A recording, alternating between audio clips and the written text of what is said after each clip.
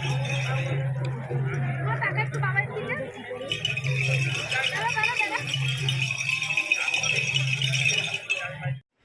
Guys, good afternoon. তোমরা সবাই কেমন আছো? আশা করি খুব ভালো আছো। আমিও খুব ভালো আছি।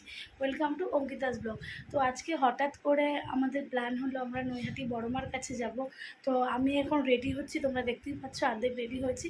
তো রেডি হয়ে তোমাদের সাথে কথা হচ্ছে, দেখতে থাকো আর সঙ্গে থাকো। এদিকে আমি আর মেয়ে রেডি হয়ে গেছি, রেডি হয়ে এবার বেরাবো। তো মেয়েকে বলছি যারা একটু ছবি তুলে নিই। মেয়ে ভাবছে যে আমার বর বেরিয়ে যাবে, ও বাইরে বাইক বার করছে। এদিকে তাড়াহুড়ো করে চলে এসে এদিকেও ওর মেয়ের হাতে আমার বরের হেলমেট। আমি বললাম যে আমি দিয়ে দিই, বলছে না আমিই দেবো। এদিকে আমি জুতো পরে বাইরে বেরাচ্ছি, বেরিয়ে পড়বো। তো এখনই বেরিয়ে পড়বো। তো বাইরে বেরিয়ে দেখি যে আমার ননদ এসেছে। এখানে একটা ডক্টরের খোঁজ এসেছিলো সোদপুরে, তো আমাদের বাড়িতে জাস্ট একটু ঘুরতে এসেছে। তো বাইরে বেরিয়ে হেলমেট হাতে নিয়ে নিয়েছি। এই একটা সবথেকে বিরক্তিকর জিনিস হেলমেট পরা, কিন্তু কিছু করার নেই, ট্রাফিক রুলস মানতে হবে। হেলমেটটাও পরতে ইচ্ছাই করে না আমাদের।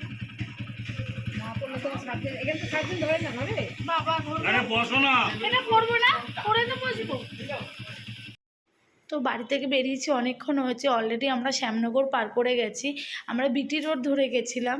আমরা কল্যাণী রোডের রাস্তাটা অত চিনতে পারবো না বলে বিটি রোড ধরে এখন আমরা শ্যামনগর পার করে গেছি। আমি বড়মার মন্দিরে চলে এসেছি। এর আগে অনেকবার চেষ্টা করেছি বড়মার মন্দিরে আসার, কিন্তু কোনো না কোনো কারণে আসা হয়নি। তো আজকে বিনা প্ল্যানিংয়ে আমরা হঠাৎ, আমার বর বললো চলো একটু বড়মার মন্দির দিয়ে ঘুরে আসি।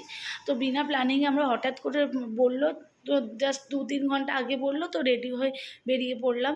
তো এখানে এসে আমার চুলের অবস্থা এরকম খাকের মতো হয়ে গেছে। তো প্রসাদ নিয়ে অলরেডি আমরা পুজো দিতে ঢুকে পড়েছি। আমার বর ঠাকুরমশাইকে পুজোর ডালাটা দিয়ে দিল পুজোর জন্য। তো মন্দিরের ক্লোজিং টাইম হয়ে গেছে, 7:40-50 বেজে গেছে অলরেডি। 8টায় মন্দির ক্লোজিং হবে। তো তাড়াতাড়ি করে পুজো দিচ্ছি। তার মধ্যে অনেক ভক্ত রয়েছে, কিছু ভক্ত এখন অনেক রয়ে গেছে। তো পুজো টুজো দিয়ে আমরা বেরিয়ে পড়েছি। বাইরে এসে মাকে আমি একটু ভিডিও করে বাইরে এসে আমরা একটু আলু কাবলি খাচ্ছি, যেহেতু আমার বর খাইয়ে দিচ্ছে। কারণ আমার হাতে ফোন ছিল, তাই জন্য ও আমাকে একটু আলু কাবলি খেয়ে, আমরা পাশেই গঙ্গার ঘাট ছিল, গঙ্গার ঘাটে জয় বড় মার জয়।